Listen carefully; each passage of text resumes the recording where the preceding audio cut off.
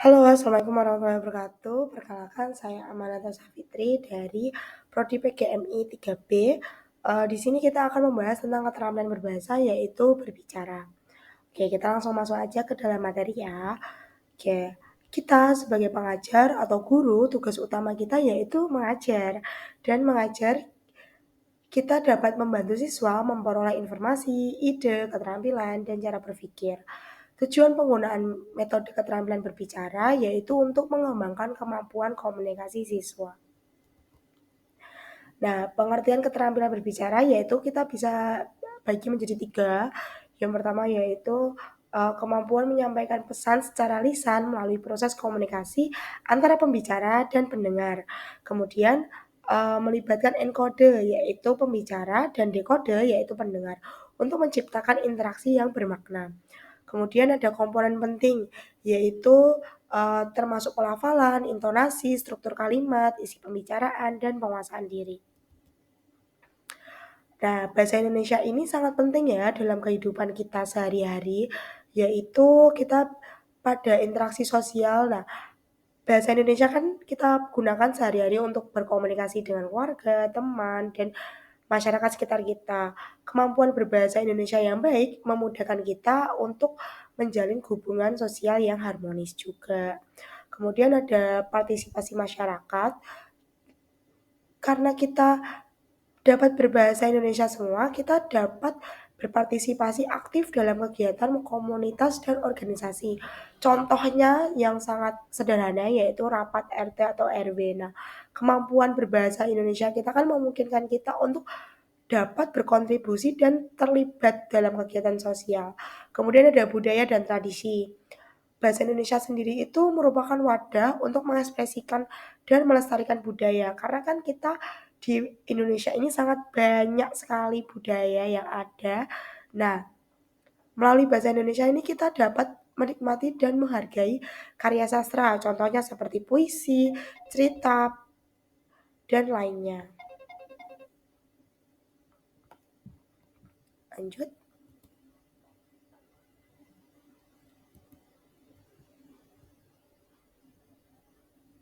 Oke, hakikat keterampilan berbicara.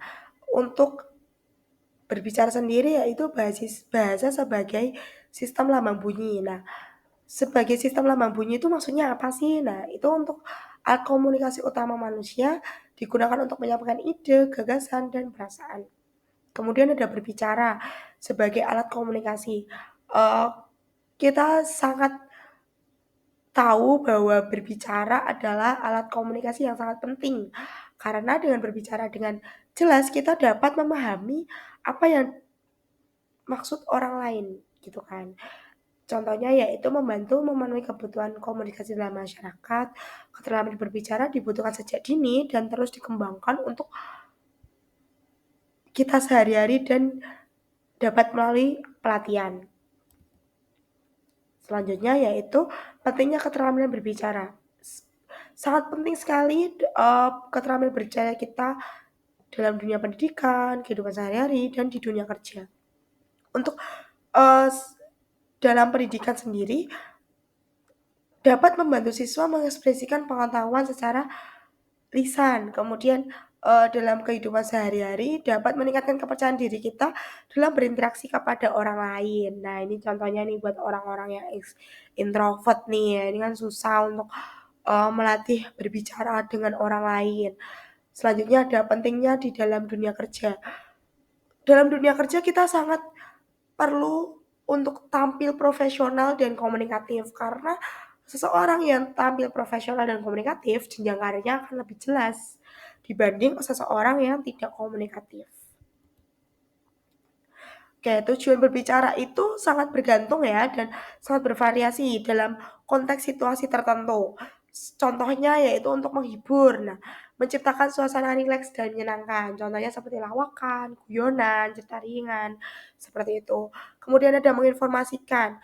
Nah, berbicara ini tuh untuk menyampaikan informasi secara jelas dan akurat. Kemudian untuk menstimulasi, untuk membakar semangat atau memotivasi pendengar. Kemudian ada meyakinkan. Nah, meyakinkan ini adalah mengubah sikap atau pandangan pendengar melalui argumen logis. Contohnya seperti sangat dibutuhkan untuk orang-orang yang marketing ataupun penawaran. Selanjutnya yaitu ada menggerakkan. Nah, ini hampir sama dengan menstimulasi, yaitu memotivasi pendengar untuk bertindak atau merespon. Jadi kayak, "Ayo ayo," seperti kalimat ajakan, seperti itu. Nah, ini ada beberapa faktor-faktor yang mempengaruhi efektivitas pembicaraan. Yang pertama yaitu kualitas isi, yaitu informasi yang disampaikan tuh harus logis dan relevan. Karena kalau kita menyampaikan sesuatu hal yang tidak logis, seseorang tuh tidak akan, dapat mempercayai kita. Kemudian ada gaya penyampaian. Nah, gaya penyampaian ini, eee, termasuk intonasi, tekanan suara, dan ekspresi yang sesuai. Jadi, mimik wajah itu juga harus sesuai dengan apa yang kita bicarakan. Kemudian ada penguasaan materi. Nah, kita tuh harus memahami dulu topik yang akan kita bahas, agar kita tidak kebingungan juga. Kemudian ada kecemasan dalam berbicara. Kita sangat sangat biasa sekali untuk, merasakan kecemasan berbicara, apalagi berbicara di depan orang, di banyak orang, di menjadi pusat perhatian. Nah, seperti itu kita tuh harus bisa mengelola rasa gugup kita agar tidak mengganggu apa yang akan kita sampaikan. Oke, ada beberapa metode yang dapat kita lakukan, yaitu pelatihan kepada siswa yang sangat sederhana, yaitu metode bertukar gagasan atau yang biasa kita sebut dengan diskusi. Nah, yaitu dengan, menggunakan intonasi yang intonasi dan tekanan suara yang tepat, kemudian pilih kata-kata yang jelas dan mudah dipahami, kemudian mulai dengan pembukaan yang menarik nih agar, dapat mencuri perhatian audiens. Selanjutnya yaitu sesuaikan bahasa dengan audiens. Jadi, eee, kita lihat audiensnya apakah orang muda atau, orang yang lebih tua. Jadi kalau orang yang lebih muda kita bisa menggunakan bahasa-bahasa gaul agar, menarik perhatian audiens. Kemudian akhiri dengan kesimpulan yang kuat dan ajakan yang bertindak. Jadi, membuat kesimpulan yang seseorang itu akan berpikir, "Oh iya ya, oh iya benar ya, kita tuh harus gini gini gini gini," gitu. Nah, di balik, kesederhanaan metode diskusi ada juga kelebihan dan kekurangannya, yaitu untuk kelebihannya yaitu yang pertama, membantu siswa memahami masalah dari berbagai sudut pandang, kemudian melatih siswa untuk berpikir kritis dan logis, kemudian meningkatkan kemampuan berbicara di depan orang banyak, dan membiasakan siswa untuk menghargai pendapat orang lain. Untuk kekurangan metode diskusi sendiri yaitu yang pertama, sulit mencapai tujuan dalam waktu yang terbatas. Karena diskusi kan bukan hanya satu atau 2 orang saja, pasti kan untuk diskusi kelas banyak sekali, maka dari itu kan membutuhkan waktu yang sangat panjang juga.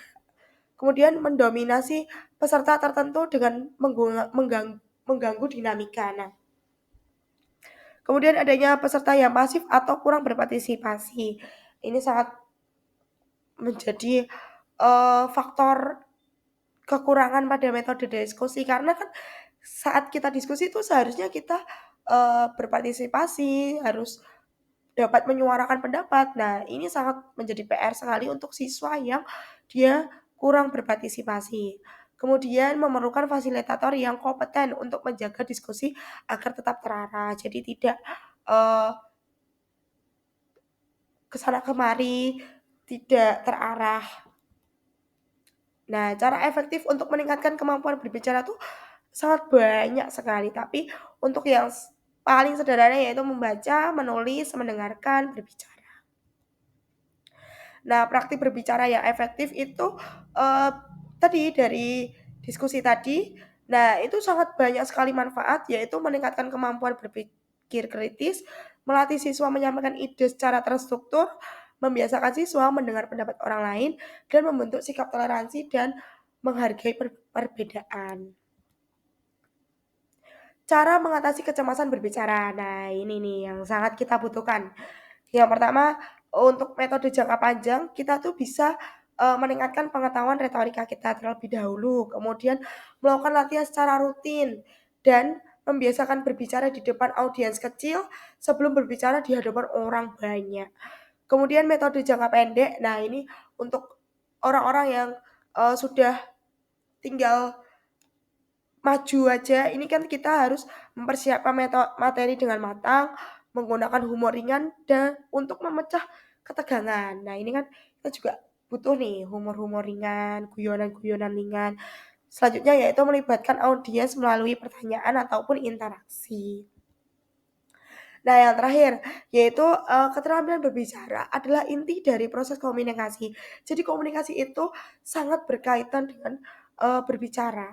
Nah, metode bertukar gagasan melalui diskusi membantu siswa agar berlatih untuk berpikir kritis dan berbicara efektif.